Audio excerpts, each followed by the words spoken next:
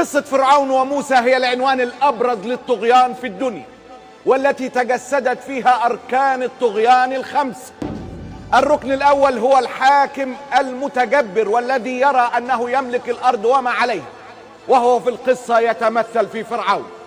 والركن الثاني هم أعوان الملك أو الوزراء الفسدة المنافقين، والذين يوحون للملك وينفذون أوامره أيما كانت، ويمثلها في قصتنا هامان.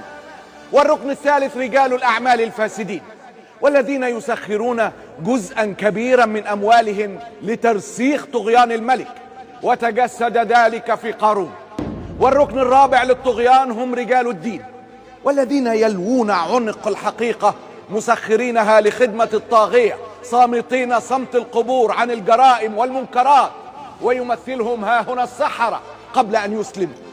والركن الخامس هم الإعلام الخائن لأمته، والذي يبرز ويطنطن كل ما يخدم الطاغية متجاهلا كل جرائمه، ويمثله في قصة فرعون وموسى الحاشرون، والذين جلسوا ينادون على الناس: هل أنتم مجتمعون لعلنا نتبع السحرة إن كانوا هم الغالبين؟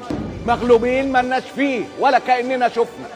هي أركان الاستبداد والطغيان الخمسة، والتي اجتمعت في قصة موسى وفرعون، درة تاج قصص الطغيان في القرآن المحفوظ.